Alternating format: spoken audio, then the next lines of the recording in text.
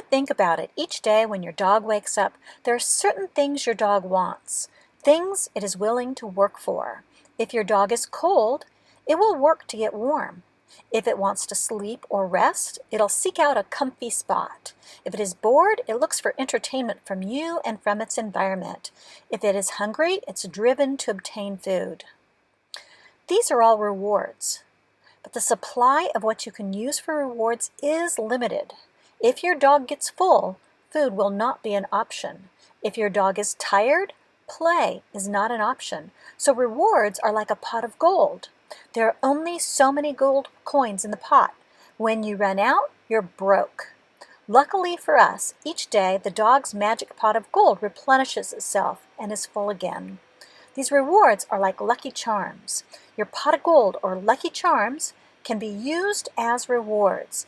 Each piece of kibble is a reward, and it can be used to reward behaviors that you like. Think about it this way. You're standing on a path. If you take one fork in the road, you'll be led to a land in which you work an 8-hour day. But no one ever tells you when you're doing things correctly. They do tell you when you do things wrong, though. Your needs for food and shelter are met, but there's no connection between what you do and having your needs met. If you take the other path, you'll be led to a land in which you also work an 8-hour day. But as you go through your day, when you do tasks correctly, your efforts are rewarded with food, shelter, entertainment, and rest. When you do things incorrectly, someone steps in to help you get it right and to educate you so you're not dependent upon them. So which path would you take? So let's pick the path for your dog that you would choose for yourself.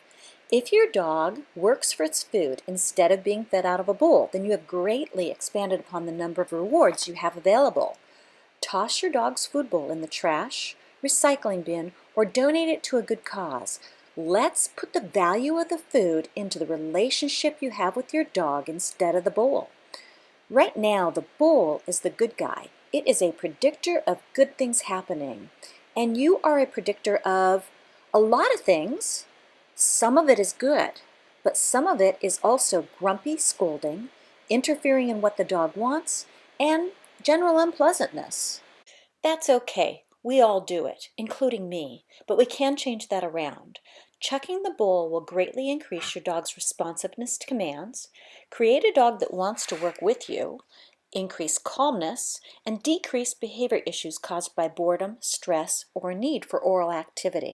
Okay, so let's play some games to transition your dog into not having a food bowl.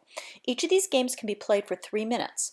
This first game, put one piece of food in your hand and move your hand around at your dog's head level. Let your dog chase your hand for 2 seconds, then give your dog the piece of food. Repeat, but now have your dog chase the hand for 3 seconds. Each time you do this, vary the amount of time you have your dog chase your hand for, somewhere between 2 and 5 seconds. You can play this game for a full 3 minutes. Game 2 can also be played for 3 minutes. This is great for exercising your dog, and we use it in classes when we're teaching dogs to drop objects they have in their mouth and to come uncalled. You'll need a hard surface that your dog can easily find the food on. Put one piece of food in your hand. Toss the food off to your left. When your dog gets the food, encourage your dog to move back towards you. As your dog approaches, toss the next piece of food to your right, and then just keep repeating. Game 3 is also played for 3 minutes, and again you need a surface that your dog can find the food on. Put one piece of food in your hand. With the other hand, restrain your dog. Toss a piece of food ahead of you. When your dog is not straining for the food, let your dog get the food. And then repeat. We play this game as an impulse control game. The dog's learning to not pull on the leash, to control itself, and to not go for the food unless it's given permission. You can play these games with all of your dog's meals, and as you progress through your dog's training, you'll have a lot of other training games you can play also. Make sure you use the measured portion of your dog's meal, not treats. Okay, let's do some problem solving.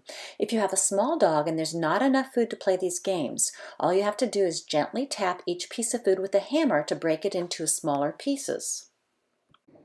Or you might have the opposite problem. You might have food left over. If that's the case, you can put some of the food in reward stations that you have around the house, used for rewarding correct behavior, and then put the remainder of the food in a food interactive toy, so your dog is working to get the food out of the toy. This will help relieve boredom and create calmness. If you feed a raw diet, you'll just need to be a little bit more creative. For game 1, put the food on a spoon or a saucer. For game 2 and 3, try one of the freeze-dried foods and just reconstitute it a little bit less so that it's a little bit more solid. For food interactive toys, find ones that have large openings or try out the slow feeders.